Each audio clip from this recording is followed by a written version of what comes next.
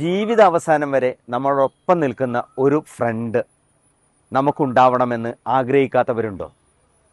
നമ്മുടെ സങ്കടങ്ങൾ ഷെയർ ചെയ്യാൻ, നമ്മുടെ മുഖമൊന്ന് വാടിയാൽ തിരിച്ചറിയുന്ന, നമ്മുടെ ശക്തിയെയും ദൗർബല്യത്തെയും കുറിച്ച് മനസ്സിലാക്കുന്ന, ഏത് പ്രതിസന്ധിയിലെയും കൂടെ നിൽക്കുന്ന, അല്ലെങ്കിൽ കൂടെ നിൽക്കാൻ പറ്റുന്ന ഒരു ഫ്രണ്ട്.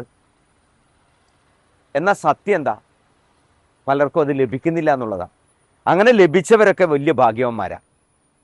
പഴയൊരു ബാലചന്ദ്രമേനോൻ സിനിമയിൽ പറയുന്ന ഒരു കാര്യമുണ്ട്, എല്ലാ സുഹൃത്തുക്കളും എല്ലാ കാലത്തും ഒപ്പമുണ്ടാവണമെന്ന് ഒരു നിർബന്ധവുമില്ല. പക്ഷെ ഓരോ മനുഷ്യനും ആഗ്രഹിക്കുന്ന എൻ്റെ ആ നല്ല സുഹൃത്ത് എൻ്റെ ഒപ്പം എന്നും ഉണ്ടായിരുന്നെങ്കിൽ എന്ന് തന്നെയല്ലേ?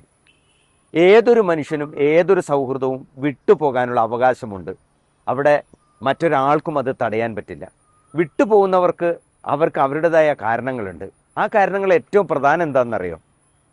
അവർക്ക് ഈ സൗഹൃദം കൊണ്ട് നേട്ടമില്ല, അല്ലെങ്കിൽ അവർക്ക് പറ്റുന്നതല്ല ഈ സൗഹൃദം എന്നവർ തിരിച്ചറിയുന്നത് കൊണ്ടാണ്. പക്ഷേ അത്ര ആത്മാർത്ഥമായിട്ട് സ്നേഹിക്കുന്ന ഒരാൾക്ക് ഈ വിട്ടുപോവൽ ഒരു വേദന തന്നെയാണ്, ഒരു സങ്കടം തന്നെയാണ്.